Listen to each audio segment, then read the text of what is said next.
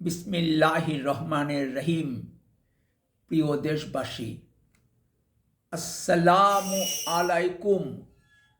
আমি সামিউল প্রধান প্রজাতন্ত্রের একজন জ্যেষ্ঠ নাগরিক হিসেবে বলছি। চীন ও সৌদি আরবে মুদ্রাস্ফীতি 3%, ভারত ও শ্রীলঙ্কায় মুদ্রাস্ফীতি 3%, পাকিস্তানে মুদ্রাস্ফীতি 5%-এর কাছাকাছি, বাংলাদেশে মুদ্রাস্ফীতি 8.55%। আন্তর্জাতিক পরিবহন ব্যয় বেড়েছে, জাহাজের বিমা ব্যয় বেড়েছে, সরকার জ্বালানি তেলের মূল্য বাড়িয়েছে, প্রতি লিটার অকটেনের মূল্য 120 টাকা থেকে বাড়িয়ে 140 টাকা করেছে, প্রতি লিটার পেট্রোলের মূল্য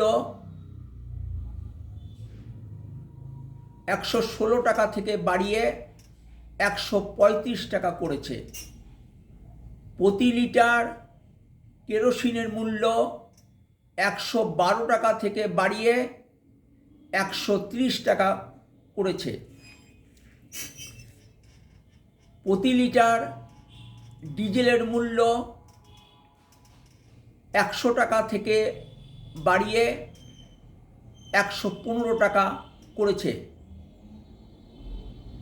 12 কেজি এলপি গ্যাসের মূল্য 1728 টাকা থেকে বাড়িয়ে 1940 টাকা করেছে,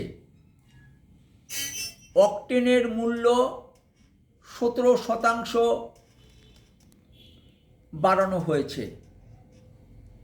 কিন্তু গাড়ির পরিচালনা ব্যয়ের অনুপাতে ভাড়া বেশি নেওয়া হচ্ছে। সকল পণ্যের দাম বাড়তির দিকে, এমতাবস্থায় মানুষের ক্রয় ক্ষমতা কমছে। ভালো থাকবেন। সম্ভব হলে দেশ পরিচালনার নীতি ও পদ্ধতির পরিবর্তন নিয়ে কথা বলতে রাজনীতির আড্ডাখানা বলে পরিচিত রহমতে রাব্বানা ও রুম্মানে বেড়াতে আসবেন। ফিয়ামানিল্লাহ। আল্লাহ হাফেজ। বাংলাদেশ জিন্দাবাদ।